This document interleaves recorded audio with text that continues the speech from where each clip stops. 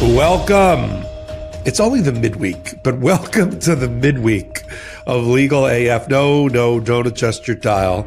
That's not Karen Freeman Agnifilo, but that is Dina Doll, who regularly sits in for one or both of us when we are doing something like traveling or trying cases or something in that world. I'm so pleased to have Dina Doll, my colleague and compatriot on Unprecedented, on Legal AF, here to sit in for Karen Freeman Agnifilo, who is in court. And so much to talk about, but we have to curate it. You know, we have it's like a fire hose of legal news. You know, we frankly literally need two channels to cover it, you know, between Midas Touch and Legal AF YouTube, just to cover it. And even that, we could have a spinoff like ESPN3. We could literally have a Legal AF 2. I'm going to talk to my producers about that after the show is over. But when all that is said is done, let's get down to, I like to kibitz at the beginning. People know that about the show before we get into like our hard topics. And just have an open dialogue here, an open conversation between you and me, Dina. So how do you see this? We've got sleepy Donald Trump, who can't keep his eyes open even during orchestrated cabinet meetings where it's all scripted, so that every person from Howard Lutnick, the Commerce Secretary, to Marco Rubio, the Secretary of State, to Pete Hegseth, who's about to be convicted one day as a war criminal, just sit and praise fearless leader. He can't even stay awake for that. I mean, if you can't stay awake for the part that you orchestrated that has nothing to do with the substance of your administration, how are you possibly up to the task of the job? And he got all hot and bothered because a reporter for the New York Times rightly reported that he is gassed, that he is out of energy and flagging. He's working 4.5 hours a day, and that's not including the time that he's golfing. He didn't like that and started bragging about his cognitive testing again. Well, what are you, just at the top of this podcast, what are you observing? What's the most interesting or shocking thing in the first 10 months of this administration that you've observed? Oh, wow. Just that. But before we get into it, happy birthday, Popok. It's the Sesante Grande. It's a birthday special. I'm that's why I have a door behind me and not my usual office. I'm on holiday with my family, but thank you. Look at that. You Yay. know, well, Christmas stockings soon need to be stuffed. So that was a very nice treat. But listen, there's breaking news. What am I going to do? I mean, my wife thankfully is so understanding that she lets me disappear into this corner of the hotel room. But thank you for acknowledging that. I do appreciate that. But no, seriously, folks, 10 months in. You can put your version in comments tonight. Mm-hmm. But for what are you observing here? You're a student of government, of law, of the intersection. What is the most shocking thing so far that you've observed in this presidency? I think there's two things, and it's a super interesting question because sometimes I feel like I have ADHD when I talk to somebody because we're so in the middle of it. It's like, wait, what happened last week? Because like you said, there's so much that happens every single day. But I think two things. One is the major expansion of presidential power, which I know we're going to talk about a little bit because obviously he's doing it with the help of the Supreme Court. But that to me, because that's beyond Trump, let's say, even past Trump, and whether or not it has to do with him putting in federal troops in the cities, him removing people within agencies, him frankly just telling the attorney general who to appoint and not appoint. That is, even though we all warned that he was anti-democratic, that is still stunning, that attempt to really elevate the office of the president above the other two branches. And frankly, Project 2025, so many of the things when you go through what he's doing is in that plan. And my concern is that Trump is uniquely bad, right? I mean, like you were just showing him falling asleep when people are, this is supposed to be his favorite thing. Favorite thing in the world. And he still can't stay up for it. But then on the other hand, he's also a puppet. And I'm concerned about the effectiveness, let's say, with Project 2025 doing, frankly, so much in the last 10 months. When you say a puppet, do you mean like people like Stephen Miller and Russ Vought and others are really the pulling the levers of power, while Donald Trump barely stays awake to go after personal grievances, retribution, and play golf? Absolutely. He likes power for power's sake. Plus, he likes to get rich off of it. But he's not making any of the decisions, the policy decisions around this. All of it really got made already with their Project 2025 manual. I mean, just like a little tidbit, when that recent thing where they changed the loans so that nurses no longer are considered professional. When I dug into that deeper, there is literally a Project 2025 paper written in November 2025 that says they need to change the federal loan policy because the current loan policy is basically keeping people in higher education and not having them produce as many babies. So you see there's a lot of the actions that he take is in lockstep with their plan. But then the cowardly thing is they don't put that on the bumper sticker when they change the policy. They say, "Hey, ladies, great news. You can have more babies because we're going to be taking away your ability to get higher education." Like, I don't remember that being debated that way. But you're right. When people like you, intrepid reporters and commentators here on Legal AF and a Midas Touch, when we do the digging and we find the connective tissue, this is what we find. I guess for me, I agree with those two. I guess for me, it is the bald lining of his pockets with his family. And the fact that there's no real pushback. I thought MAGA Congress would be a limp noodle and wouldn't do a thing about it. But the fact that even mainstream media, that they just were like, "Oh, he made $5 billion for himself and his family in the last 10 months. So it's just the self-aggrandizement, which led us to the ballroom, the East Wing, and all of the history of the first ladies being torn down by Donald Trump, not even in the middle of the night. I think that's one. And then second for me is the fact that how bad and how south his policies would go as quickly as they did. The velocity at which his presidency failed within the first 10 months. I guess it's symmetrical to the shock and awe, four corners, flood the zone approach to 220, whatever it was, executive orders on day one. I guess that's the flip side. The flip side is when you move with that type of velocity, you could also fail with that type of velocity. But I knew it was going to fail, but I did not anticipate tariffs being his third rail that he would constantly grab to electrocute his own administration as often as he has.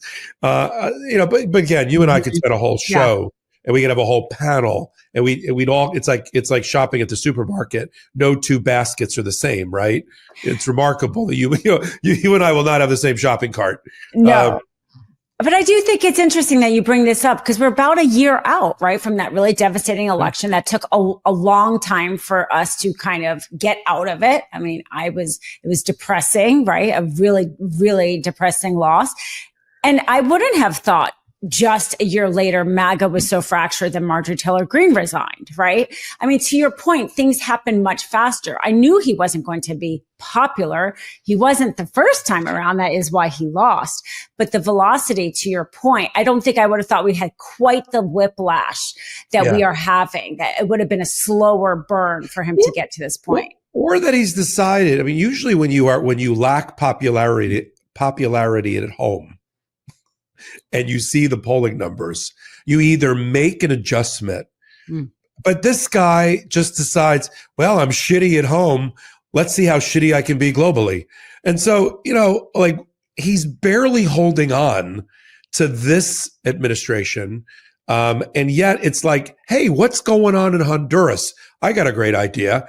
Let me interfere. Let me release from a 45-year prison sentence a Honduran former president who was a cocaine trafficker. Can I repeat that for a minute? Donald Trump, who's busy trying to stop fentanyl, the 12 pounds of fentanyl that come through Canada, You can tell I'm being tongue-in-cheek Right. there. And blowing up fentanyl boats in the Caribbean. By the way, that's not fentanyl, it's cocaine.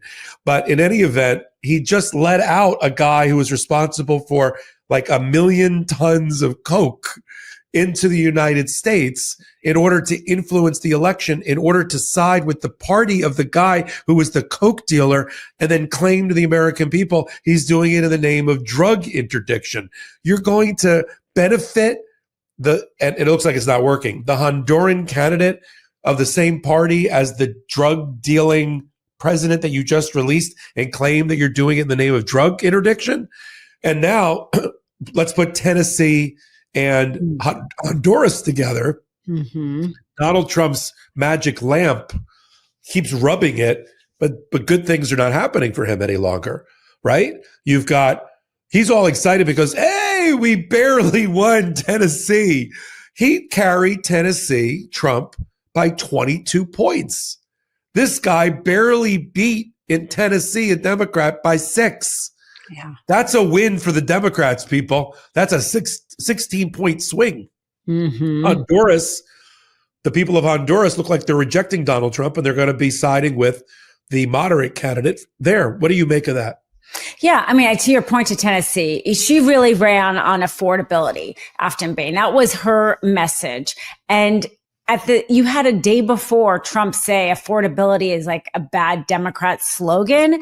You know, it is weird how his political, I don't know, instincts, you could say, are completely gone because you can see with Mamdani's win, with the wins in New Jersey, you know, people do care about affordability. Frankly, that is why he got some Latino voters to vote for him, is because people, even prior to this, you know, are having to work multiple jobs.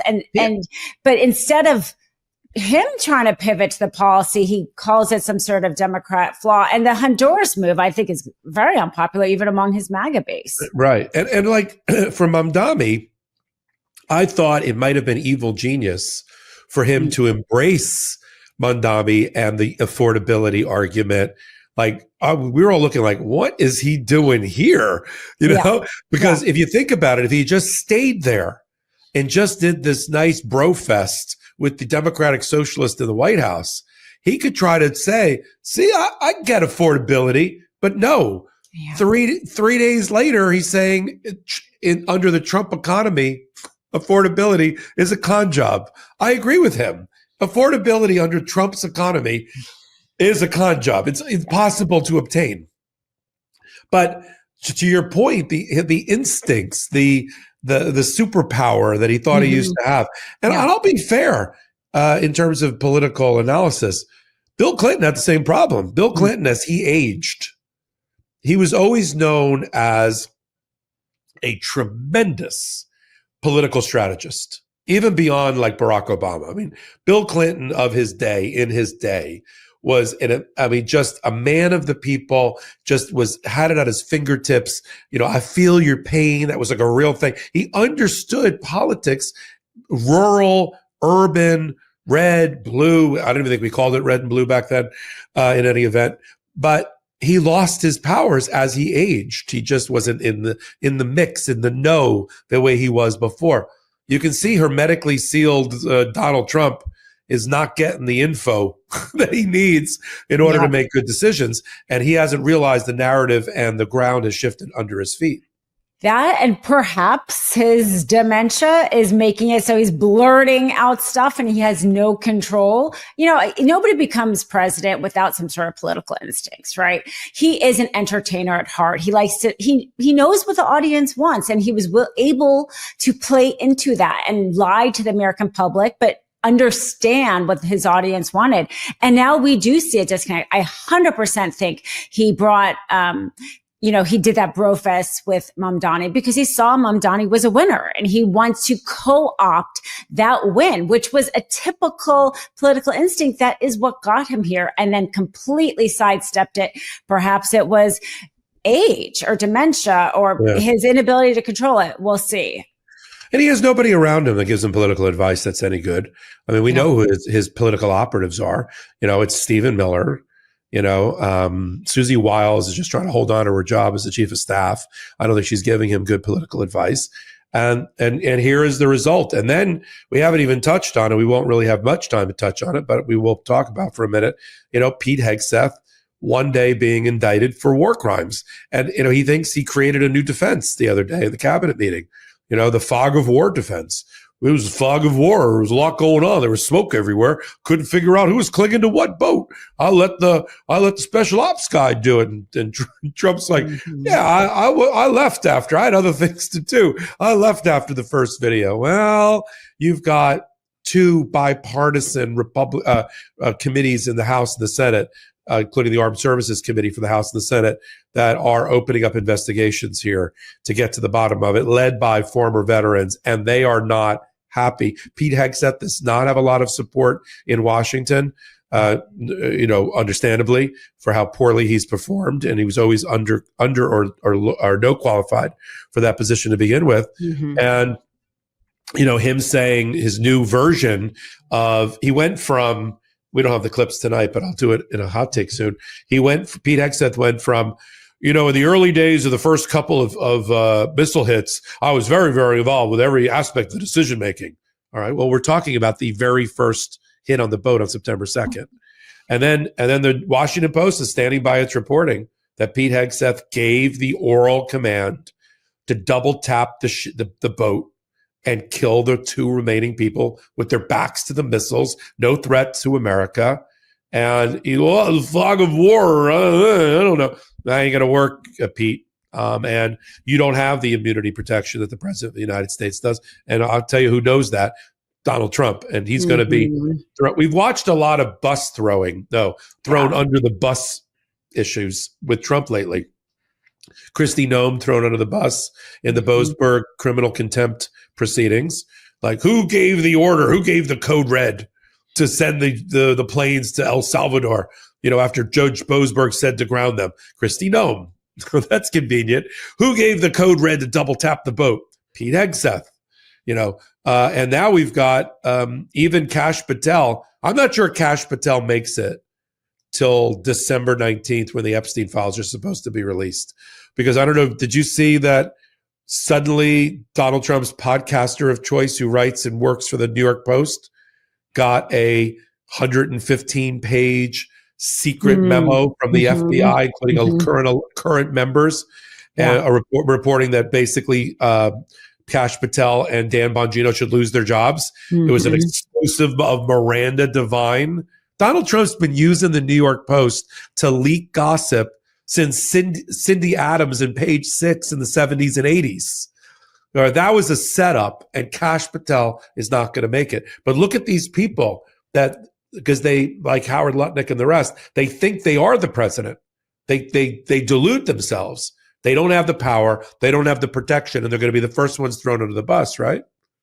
Oh, absolutely. And I think that the fact that there are those significant leaks having to do with Hegseth and Kash Patel shows that the cracks are well beyond what we're seeing with like the Marjorie Taylor Greene resignations. They are in that inner circle, in the White House, in the Pentagon, for these leaks even to occur, which, thank goodness, for those of us who actually care about our Constitution, our democracy, we need these leaks. This is how we're going to get information. And the Hegseth story is rapidly changing, as you say. He keeps on changing back and forth, but he's in trouble. Him and anybody who carried out that order all the way down, because the DOJ put out that memo trying to give them legal cover, but if they're court-martialed, that DOJ memo doesn't have the same kind of significance. The soldiers who were prosecuted for torture in the Iraq war, also tried to rely on the DOJ memo back in 2002 that kind of gave a legal cover to enhanced interrogation, as they called it. But what prevailed was the Army handbook. And here you're going to have like the Navy handbook and what other military were involved. And from people who know more than me, it sounds like the shipwreck scenario is in that handbook. So this is definitely going to be something with consequences, but which we will obviously have to follow because it's rapidly moving, this story. Absolutely. So why don't we talk about Mar-a-Lago? There's been a development there before we take our first break. I think we can cover that pretty efficiently. So remember Eileen Cannon, Dina? Oh, yeah. Donald Trump's favorite judge. Well, Donald Trump decided that he needed to remind Aileen Cannon that he's still the president. He nominated her as a judge because he's now moved to intervene in the lawsuit, the Freedom of Information Act lawsuit, effectively brought by American Oversight, which is a public interest group, and the Knight Foundation. They have been litigating for many months now in the 11th Circuit and at the Southern District of Florida courtroom of Cannon to get volume 2 of the Jack Smith bestseller about the Trump prosecutions. Volume 1, we saw already, a couple hundred pages related to the election interference case that was in front of Judge Chutkan. That was released by Merrick Garland with the approval of Judge Chutkan. And that was that. But volume 2, dealing with Mar-a-Lago, the Espionage Act, the obstruction of justice, Donald Trump's role in all of that, his using employees like Carlos D. Oliveira, an IT worker, and his butler, Walt Nauta, to cover up for the fact that he basically stole classified documents and took them with him to Mar-a-Lago when he shouldn't have. That volume 2 never got released. It was one of the many failings of Merrick Garland. He should have released that before he left office. Instead, he left it with a cover letter addressed to Pam Bondi, like, well, it's in your hands now. Merrick and Jack Smith couldn't release it on his own. It was blocked from being released by Aileen Cannon for good reason at a particular moment. The case was still going on against Walt Nauta and Carlos de Oliveira. But then that case got dismissed by the Department of Justice and through appeals. And there's no chance they're going to be prosecuted again. Statute of limitations is going to be up by the time the Democrats take over the Department of Justice, and this Department of Justice isn't going to be prosecuting them. So release the doc. 11th Circuit sends it back and gave Aileen Cannon 60 days to make her decision. Why don't you talk about what you picked up in the filings and how do you think this is going to come out? Well, thank goodness, first of all, for the nonprofit organizations. So many doing such good work throughout many Trump actions here and keeping this, the toe to the fire. And to your point, Trump has a much harder argument for stopping the release of this information because his former aides there's no longer a trial. You would say otherwise releasing the information could prejudice potential jurors, not give them a fair trial. Now that that's off the table, it's going to be much harder for Judge Cannon to come up with a reason not to. Of course, this is Judge Cannon. And, so she likes to do the bidding of Trump. We think that she was hoping for a higher appointment from him. Who knows? Maybe she's still looking for a promotion. In any case, the argument is basically one, it's grand jury proceedings. It should remain private. There's confidential information, national security information, and the big Jack Smith wasn't even validly appointed. So this information should not come out because basically it's part of a case that was never validly brought and investigated to begin with. That's essentially the Trump argument. But it is really hard for and Cannon maybe will get reversed on this if she does rule in favor of Trump, because the fact is Merrick Garland was appointed by Jack Smith. No higher court has actually upheld Judge Cannon's earlier decision that, she took the Justice Clarence Thomas footnote from the Supreme Court decision and kind of tried to run with it. But that's never actually been validly affirmed, let's say, by an upper court that Jack Smith wasn't validly appointment. So you have a valid appointment by Jack Smith. You have a valid investigation. You have valid subpoenas. You have valid, gathering of information. So it is very hard to argue against the release of this information. As you said, volume 1 was already released.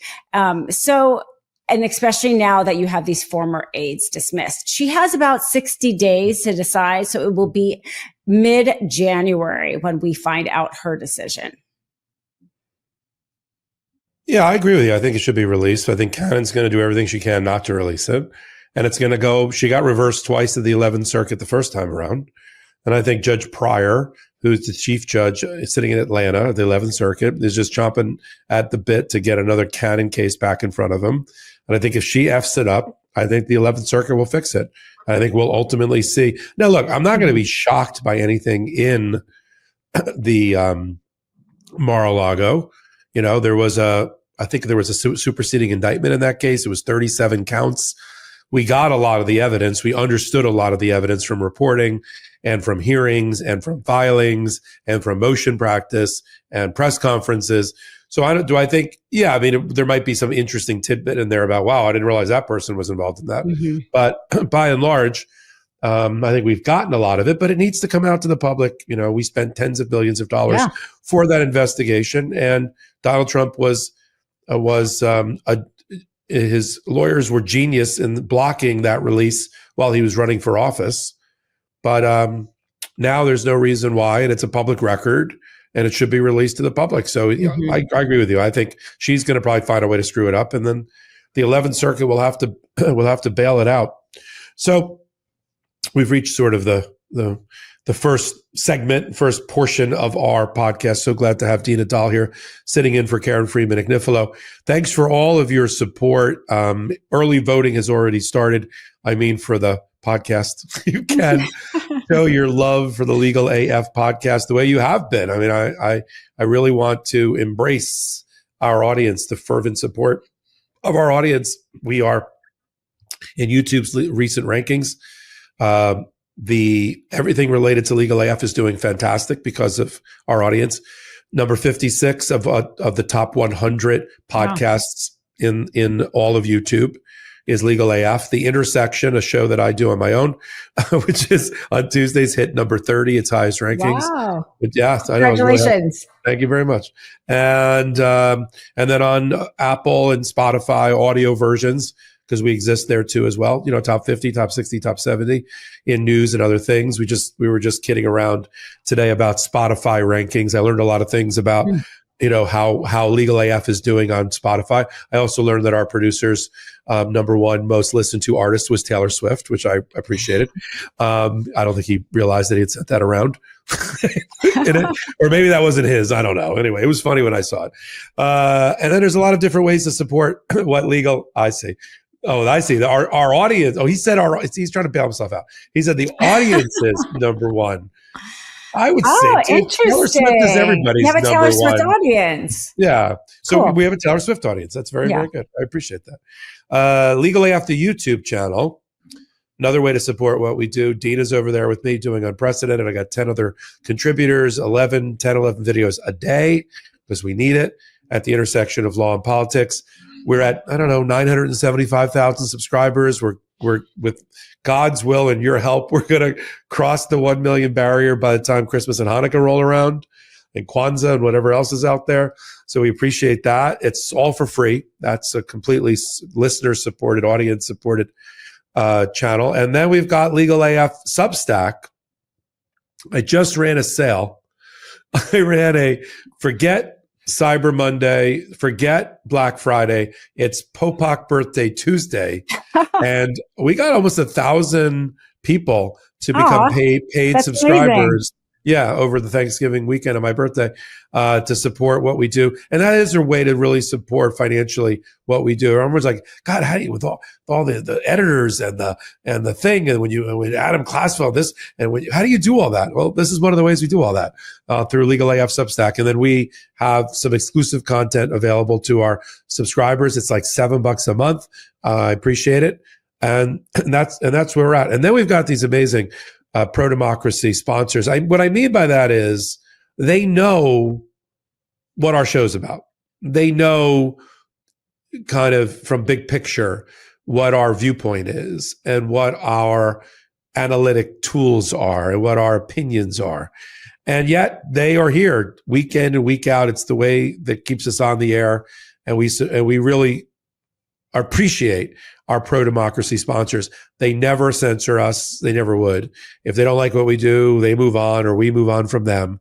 But these are sponsors that are very, very important to the ecosystem around Midas Touch and Legal AF, and we appreciate them. And here's a word from our sponsors. This episode is brought to you by IQ Bar, our exclusive snack and hydration sponsor. IQ Bar is the better for you plant protein-based snack made with brain-boosting nutrients to refuel, nourish, and satisfy hunger without the sugar crash. And I'll be honest, when you cover law and politics as intensely as we do on Legal AF, you need fuel that actually works. IQ Bar has genuinely become part of my everyday routine. I love starting my mornings with the toasted hazelnut IQ Joe.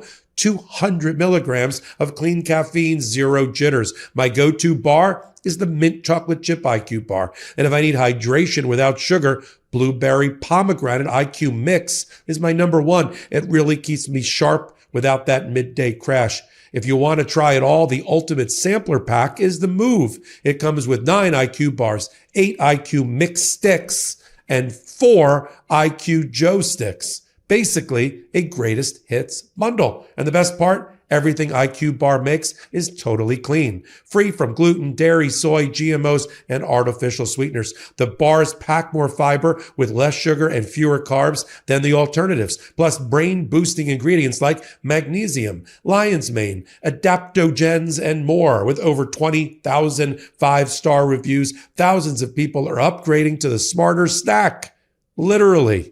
And right now, IQ Bar is offering our special podcast listeners 20% off all IQ Bar products, including the sampler pack plus free shipping. To get your 20% off, text Legal AF to 64,000. Text Legal AF to 64,000. That's Legal AF to 64,000. Message and data rates may apply. See terms for details. You ever notice the signs of getting older creeping in? Poor sleep, low energy, maybe a little brain fog or stiffness that didn't used to be there. Same here. And healthy aging is something I've been thinking about more than ever. That's why I'm so excited to share with you guys C15 from Fatty 15, the first emerging essential fatty acid to be discovered in more than 90 years. It is an incredible scientific breakthrough to support our long-term health and wellness, and you guessed it, healthy aging. Fatty 15 co-founder Dr. Stephanie Venn Watson, she discovered C15 while working with the U.S. Navy on aging dolphins. Over 100 studies now show that C15 strengthens our cells and helps slow biological aging at the cellular level. When our cells don't have enough C15, they become fragile and age faster. That's called cellular fragility syndrome, the first new nutritional deficiency in 75 years. 1 in 3 people worldwide may have it. Fatty 15 is a science-backed, award-winning, patented, 100% pure C15 supplement that repairs cellular damage, boosts sleep and brain health, and helps your body feel younger from the inside out. I've been taking Fatty 15 for a few months now, and I really started noticing deeper sleep and more energy throughout the day. I wasn't expecting much at first, but I've actually seen a difference. And that's saying a lot when most supplements don't deliver. And it comes in a beautiful reusable jar with easy refills sent right to your door. Fatty 15 is on a mission to optimize your C15 levels to help support your long-term health and wellness, especially as you age. You can get an additional 15% off their 90-day subscription starter kit by going to fatty15.com/legalaf and using code legalaf at checkout. Welcome back. You're on Legal AF at the midweek with Dina Doll sitting in for Karen Friedman Agnifilo and me, Michael Popok. All right, Dina, let's get into the law and politics side. We've got a number of things that have happened involving U.S. attorneys, none of them good for Donald Trump. You've got in the last 2 weeks, some of which I'm going to talk about with you in the last 48 hours. You've got Lindsay Halligan fired as the U.S. attorney in Virginia, the prosecutor for James Comey, former FBI director, and Letitia James. And with her, the indictments are bounced as well. Then you have a week or two later, Alina Habba, as the District of New Jersey U.S. attorney for the entire state, get fired by a unanimous panel of the Third Circuit sitting in Philadelphia for similar but different reasons, but very, very similar. Now you've got this Thursday, Letitia James in her capacity as the New York Attorney General in her office, arguing to a judge in Manhattan that John Sarcone in the Northern District of New York should be bounced and his grand jury subpoenas against the New York Attorney General's office be quashed because he was illegally appointed. He also is a liar, by the way. He lied and said that the judges of the Northern District of New York extended his term when they did not. I mean, how do you lie about that? Seriously. Anyway, you got all of this going on. And then you've got the DOJ talking tough about, we're going to appeal right away. And blah, blah, blah, blah. But there's some new reporting about their chosen strategy may be to re-indict first and then appeal second. What have you heard? Kind of piece this together for our audience. Letitia James, James Comey, Alina Habba, this, and what they're doing next. So our audience is not surprised. Yeah, I mean, all three of those are really similar in that their appointment expired, except for Halligan. Basically, Siebert, who was in the position before her, appointment expired. And then the attorney general wasn't able to, let's say, appoint a substitute.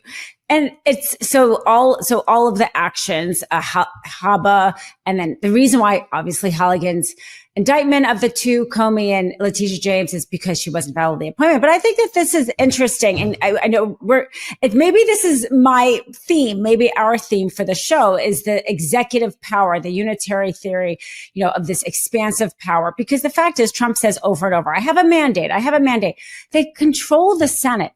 He could have put his Siebert through. He could have put, Habba through. He could have put Halligan through. I mean, maybe they wouldn't have gotten approval by the Senate, but he's supposed to control the Senate. I thought that he could do whatever he wanted.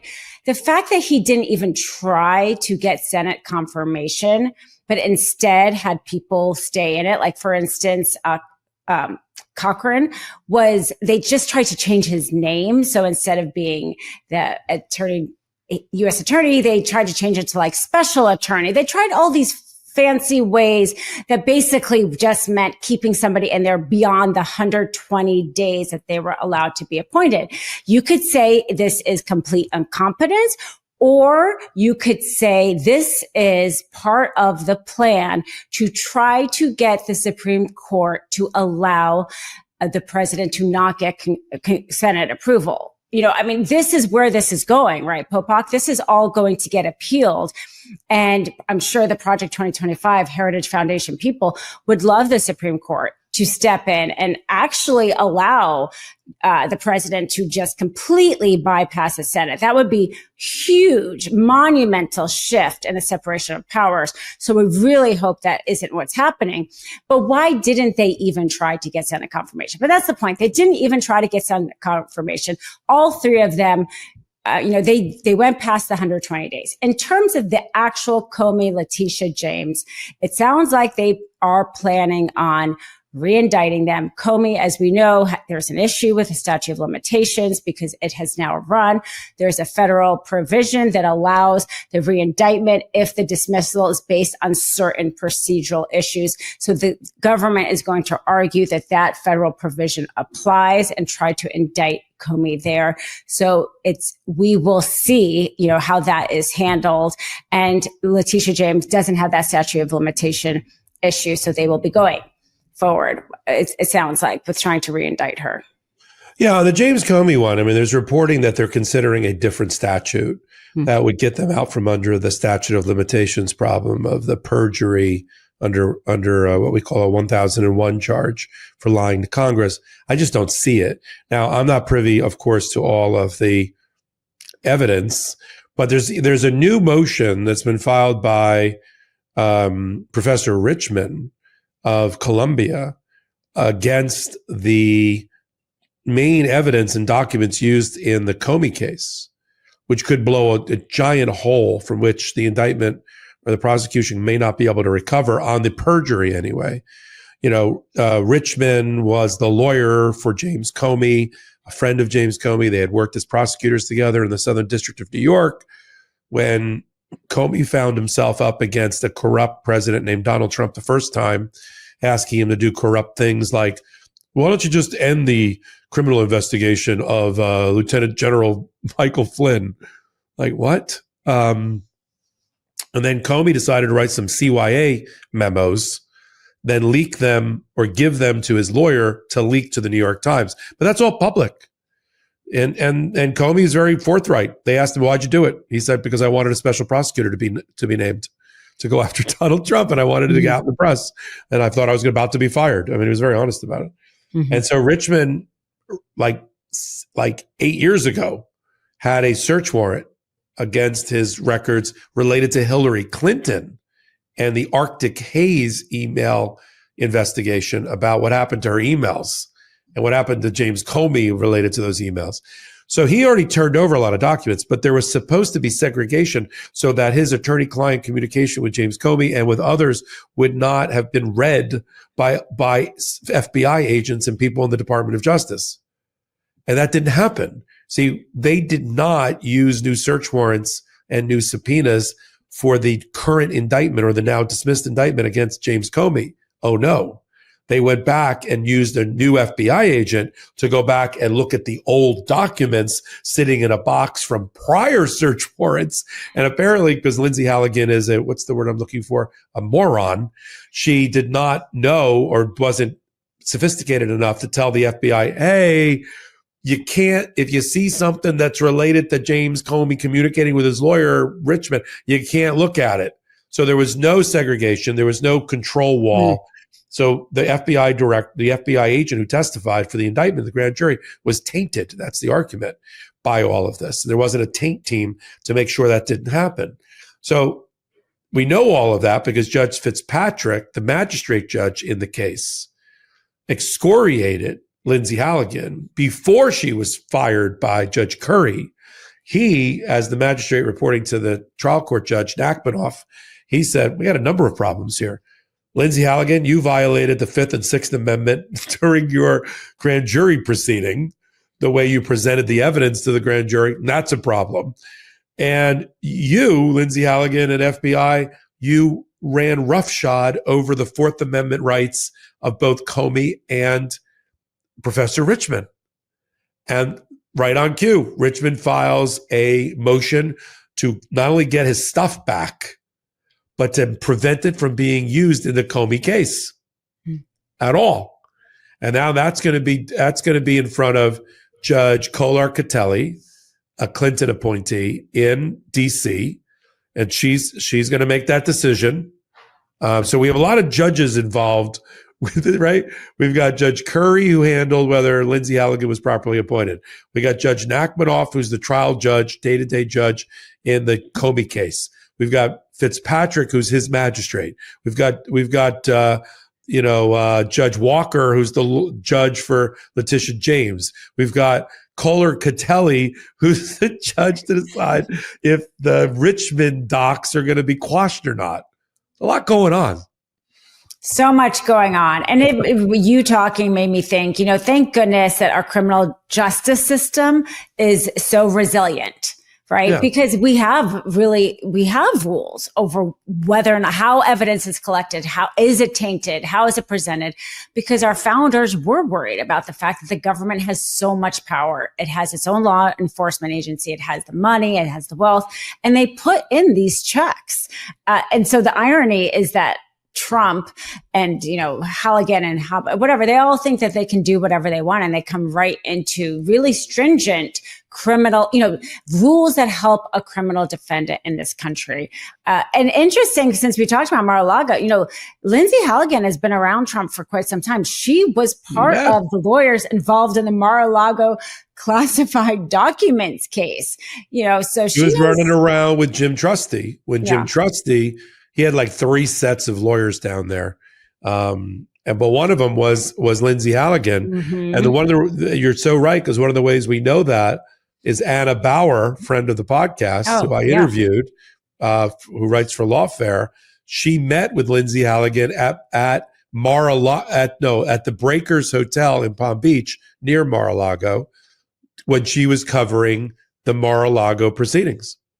So you do wonder what Lindsay Halligan knows, right? And the fact that Trump was so confident she was going to do his bidding. She has been with him for quite some time. You know, we talk about him being his personal attorney, but when you talk about it, and you know, it's not just she was helping maybe with some corporate deals with his Trump Tower, you know, this classified document case. But anyway, it makes me feel good about at least they have this criminal, you know, as much as you don't want to be a criminal defendant in this country, you actually, if you're coming Letitia James, do want it because it seems to be the only area that's actually strong enough to defend against these kind of revenge tactics by Trump. Well, because, and as you said, when politics takes over legal, that's when bad things happen. I mean, Jack Smith, just to end it with that, he wants to testify in open before the American people about his special counsel work. He relishes the opportunity. We've already seen clips of him being interviewed by Andrew Weissman and others who used to work with him on the Southern District of New York about his approach to being the special prosecutor. And, you know, we finally get to hear from Jack Smith. Of course, the MAGA House is scared of Jack Smith. So now they're ordering him to appear, but he's going to appear only behind closed doors, and we'll get a transcript at some other time because they're cowards, right? Yeah, for sure. He would be fantastic for the American people to hear, and maybe he will still get a chance. We'll see, right? But that, he's a weapon for you know, those of us who care about the rule of law for sure. I mean, we need another shadow hearing. We need, like, you know, Blumenthal in the Senate, Jamie Raskin in the House, Judiciary Committee ranking members to call shadow hearings and bring in DOJ whistleblowers, Erez Ruveni, who's now working for Democracy Forward, bring in Jack Smith. Let the American people hear from him. Yeah, absolutely. I think we're going to end up there. So speaking of when courts work well, we got a new ruling coming out of Judge Talwani in the District of Massachusetts in favor of Planned Parenthood and to block the efforts of the Trump administration and MAGA, you know, playbooks, you know, pages right out of Project 2025 to defund Planned Parenthood and all of the great work it does around the country for reproductive health, reproductive rights, family counseling. Yes, on occasion, abortion. But, you know, the bill, the budget bill, they actually wrote a provision that the only entity that could possibly fit the bill to be defunded was Planned Parenthood. It was like, if you're providing, you know, reproductive health and family planning and abortion, you've taken more than $800,000 in fiscal year 2023. I'm like, oh, okay. Every Planned Parenthood affiliate, effectively, why don't you say Planned Parenthood? And so Planned Parenthood, people might be thinking, oh, I know about this case already. Judge Talwani has been blocked by the First Circuit Court of Appeals, right, Popok? Not exactly. Because when Planned Parenthood sued and got Talwani, they argued that they were improperly targeted and had their due process rights and other rights violated. She agreed with that, and that got blocked by the First Circuit. But this is a different group of plaintiffs, right, Dina? And they have a different argument to make as being the 22 blue state attorney generals. Why don't you pick it up from there? Well, exactly. And these are your best friends. I know you've just spoken to most of them lately. But basically, the 22 state attorney generals sued because the idea was that they depended on this money, right? And by the way, Planned Parenthood, the vast majority of their patients go in there not for abortion, but for healthcare services. And federal law already exists that no money could go toward paying for abortions. But so the state's argument was that this denial, they didn't get enough notice. They didn't have enough time to be able to adequately respond to it. Basically, you cut off funding in a way that was arbitrary, capricious, and essentially unconstitutional. It violated their due process rights, and that Congress had the power of the purse, not the president. Congress authorized this, and they are being, the states are being denied those funds in a way that violates their due process. And she agreed with them. She agreed with the states. Absolutely. The states are in a unique position, right? Because Medicaid is funded by Congress but is administered by the states. So every state has a program, all 50 states, and they get the funding from Congress. That's the spending clause of the Constitution. And then they rely on that to allocate their budget, right? And okay, we got money for Planned Parenthood. Okay, we got reproductive health. That's taken care of. And then put money over here somewhere else. And if you deny the money last minute, then they've already spent it for the fiscal year. And that therefore harms many people in the state because they were relying on and did not have time to plan around a last minute pull of the carpet out from under them about funding. So the argument that only states can make is that it violated the spending clause, and the notice, therefore due process argument is you can't take away the thing that Congress funded with no notice and then leave it to us to scramble to go try to fill the hole.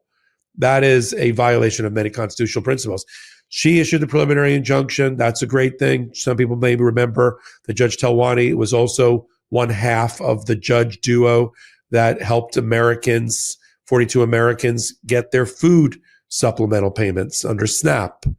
You know, again, 22 attorneys general got a filing before Judge Talwani. It is randomly selected by a clerk, but she does seem to come up a lot for the 22 attorneys general. The other case was Judge McConnell in Rhode Island, and that was on behalf of public interest groups. So Talwani has been battling it out with the Trump administration. As you said, you know, federal courts are our saviors right now. Mm-hmm.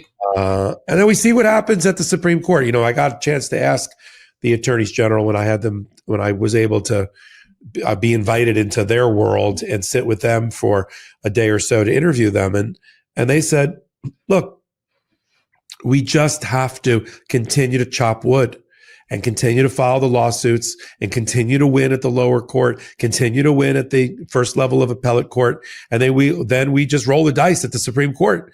But they also reminded us that in many cases, the Trump administration chickens out. You know, it is Trump always chickens out. They bail after they've been challenged. They release the funding. Billions and billions of dollars of funding have been released after they originally said they weren't going to. And that's all the product of these lawsuits. So you can't just sit there and wring your hands and say, oh, we always lose at the Supreme Court. First of all, we don't always lose at the Supreme Court. And second of all, not every case gets to the Supreme Court. Justice is done for 99.9% of the cases at the trial court level or at the first level of appeal. And or the Trump administration chickens out and folds up their cards and releases the money or stops doing the bad thing and just in response to the lawsuit. So that's why these lawsuits are so important. You know, 50 of them filed by the attorneys general and hundreds or more that have been filed by public interest groups. One last point. The judge issued a preliminary injunction in favor of 22 blue states. The other 28 states, you're SOL. Because your attorneys general don't care about you. They care more about fealty to Donald Trump. So you know you're not going to be getting Planned Parenthood or reproductive rights in your state because your red state attorneys general don't have the balls or the gravitas or the brass ones to follow suit. And because the Supreme Court last year in a case involving birthright citizenship questioned universal injunctions and doesn't like universal injunctions, no longer can the red states just sit back and go, we hope the blue state attorneys general get this for us because we'll get the benefit of the universal injunction without the politics associated with it. F that. You're not getting it. And we do have a tremendous divide in this country, you know, between the blue states and the red states. And you're seeing it in cases like this. So if you live in a red state, it's because your attorney general and your governor did not join in this lawsuit to get a similar relief for you, whether we're talking about food stamps or we're talking about reproductive rights or we're talking about immigration rights. Shame on them. Vote them out. That's exactly what I was going to say. Most states' attorney generals are elected position. It's yet another thing that we have to keep an eye on. If we were only paying attention to the governor's race or the presidential race, now you take a look at who your state attorney general is, because that absolutely makes a difference. And this reminds me, you know, him taking away the Medicaid with the he's good at destroying things, Trump, right? Like, yeah, let's just cut like millions or billions of dollars, whether or not it's to U.S. aid or to women's health care in the country, knock down the East Wing. It's the building that he cannot do, right? The East Wing building is stalled evidently because the architect, he can't figure out the plans. Or if you wanted to really care just about abortion, but you did care about people who can't afford healthcare, or specifically women who can't afford healthcare, come up with an alternative plan. But they can't. It's easy to destroy things. It's much harder to build things. Absolutely. And thank you. That's a perfect way to put that. We're going to take another break for our pro-democracy sponsors. Thank you for joining us. Thank you for supporting all things Legal AF. It keeps us at the top of the ranking. That is important. The bigger we are, the more street cred we have, the more informed we can be, the more we can support your First Amendment rights by expressing our own. So you can watch the podcast, as you know, on YouTube. That's why we ended up in the top 50, 55 of all YouTube podcasts. Listen to us on audio versions on Spotify and Apple. Which helps. Leave 5-star reviews and rankings. Come over to Legal AF, the YouTube channel, and there, early voting has already started. We have no outside investors. We have no paywall. Become a subscriber. Figure out whether you are now. And if you're not, hit the subscribe button, and your job is done, and our job is just starting. We really want to get to that 1 million. It's very, very important for us for many, many reasons, and therefore to you before 2026. And we will with your help. Legal AF Substack, amazing opportunity for you to learn more about the law and politics. We've got contributors, we got writers, we got live reporting. We've got, if you become a paid member, you get the legal filings that I talk about and our other commentators talk about all over on Legal AF Substack. And now a word from our pro-democracy sponsors. You know, where I live, December starts to feel like the holidays.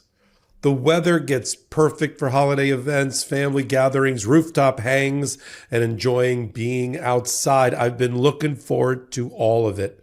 And this time of year always brings more moments that call for comfort you can count on.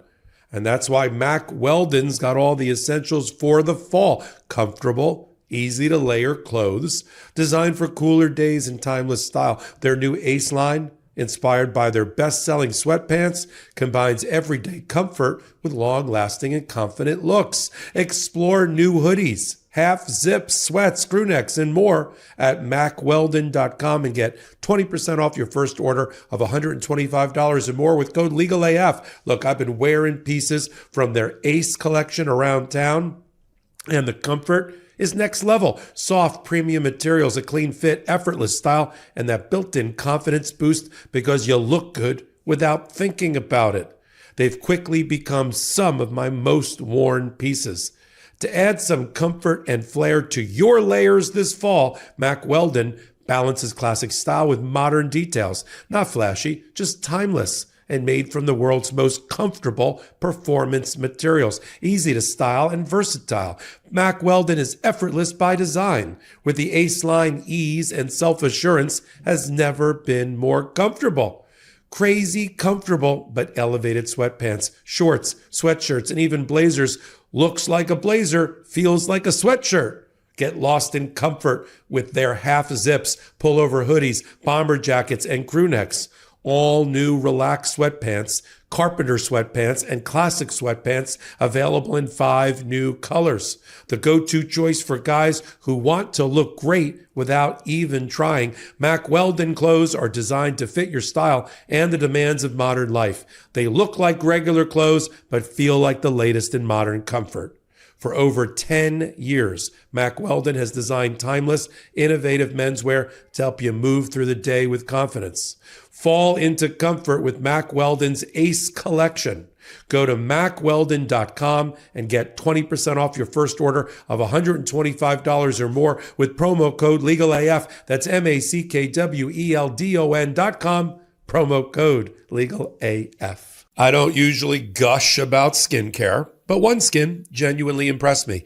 I assumed it would be like most moisturizers, decent, but overhyped. Then I tried OS1, and yeah, I get it now. My skin just feels smoother, firmer, and hydrated without that heavy or greasy vibe. And the biggest surprise, zero irritation. I've got sensitive skin, and this one just works.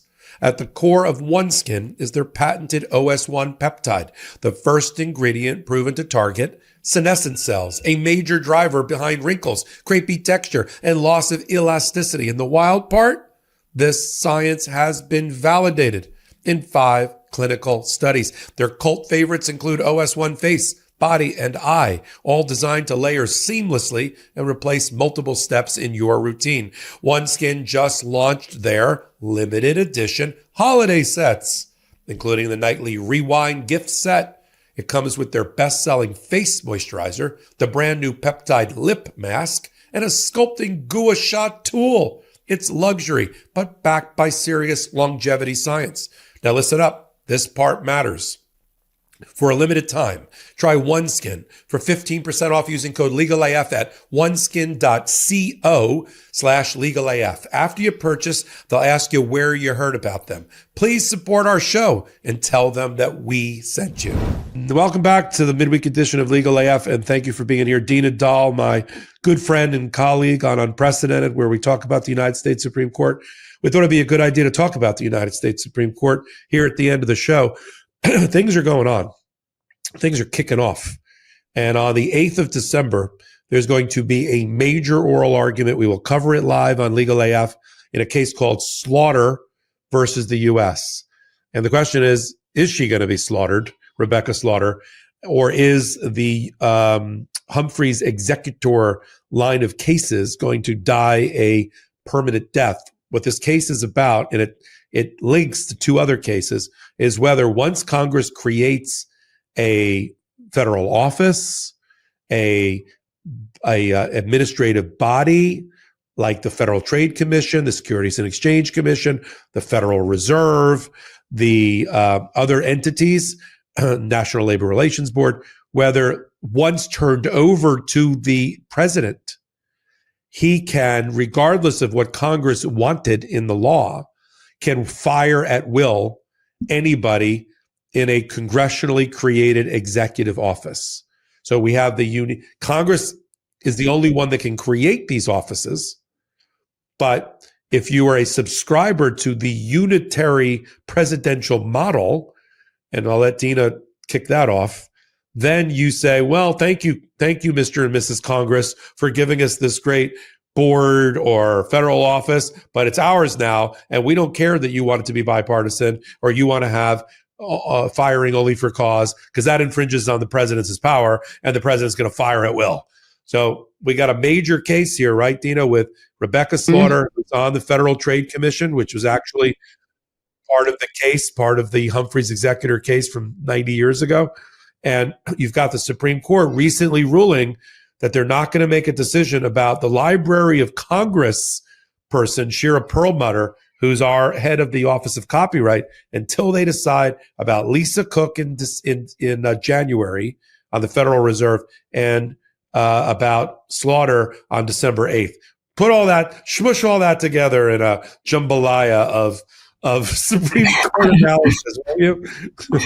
Okay, I'm going to break it down so it makes sense and why they're all connected. As you know, there's 3 different positions there. We're talking about the Library of Congress person that doesn't yet have a case, but depending on how the Supreme Court will rule, it will apply to that role as well.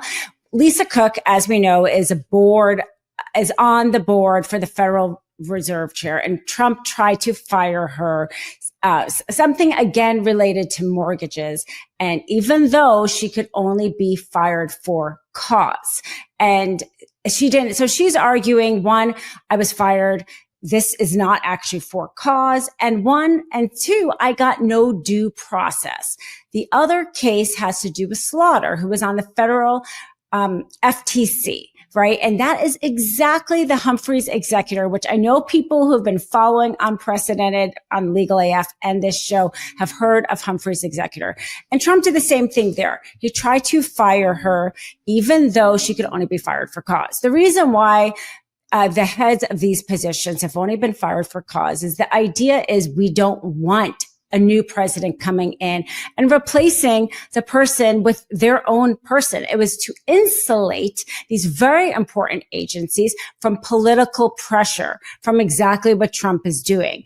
sweeping the agencies and replacing them with their own people. So what the Supreme Court decides will apply not just to the FTC, not just to the Federal Reserve, as we hear they're talking about the Library of Congress, but it'll apply to the EPA, the SEC, so the Securities Exchange, the environmental protections, every single agency that governs the day-to-day regulations that really we all count on and we don't see, but it is kind of what makes our lives function under the rule of law with the government. And so these are two very significant cases. As we know, the slaughter is coming up just around the corner, December 8th, and Cook is in January. The difference is that they're both looking basically at separation of powers. And that really is what the slaughter case just comes right out and says that they took this case on the cert, which means it is a full review. It's not the shadow docket. Cook is a shadow docket, whether or not to keep the lower stay in place, which kept her in the job. Slaughter is different. They're really looking at the issue. And the question presented to the Supreme Court, which is what the Supreme Court needs to look at, is it a violation of the separation of powers, basically for there to be this for cause? And should Humphrey's executor be overturned? That's explicitly in the question presented. It's not just us as legal analysts saying, oh, Humphrey's executor may be overturned. The Supreme Court is literally deciding whether or not to remove it. So what will happen if the Supreme Court decides that Slaughter could be fired despite there being no cause? It will allow not only Trump, but any president to be able to replace the heads of these agencies with their own people. This, as we know, is in line with that executive unitary theory, the Heritage Foundation, that believes that the office of the president should be more powerful. This will be a dramatic increase in the power of the office of the president for Trump and for future presidents, which I know Popok always likes to warn, means that, hey, what's good for the goose is good for the gander. So it could mean that, hey, the next president, Democrat, could replace it with all of their own people. The problem, however, is it's also just bad for consumers and business to have the heads of these agencies just flip-flop every 4 years. And that's an essential argument specifically with the Federal Reserve Chair, Lisa Cook. The idea, they say, is that our financial system is supposed to be something that's stable and not so subject to the chaos of the political pressures. And it is possible because the Supreme Court, doesn't seem to care so much about civil rights, but they care an awful lot about business interests. As you can know from hearing the tariff case, they seemed more likely to rule against Trump in the tariff case than perhaps any other case. There's a slim possibility that they may decide that in every other situation but the Federal Reserve, the president can replace the Federal Reserve Chair, because it will cause so much chaos specifically for businesses. But that's what we're going to look at. And if Popok and I talk about the Supreme Court in particular every week, the show usually goes out on Saturday mornings. We will definitely be previewing this more and also summarizing it more the week after the oral arguments. But that is crucial in this fight over how powerful is a president going to be, is these separate cases and why they're all connected. They're basically looking at the same issue. I'm so grateful to be a guest here on Legal AF. Popok, since his birthday, got called away by his family, Natasha, Francesca, the sweetest people. I've had a chance to meet them, and he was called away. But so I just want to say happy birthday again. Hope he's having a great time with his family. So grateful to be able to sit in and help break down all that happened. As he said, in even the last 24 hours or today or 48 hours, or so many legal updates to get on. And follow and subscribe to the Legal AF podcast. I know he's trying to get his subscribers up there, and the Substack.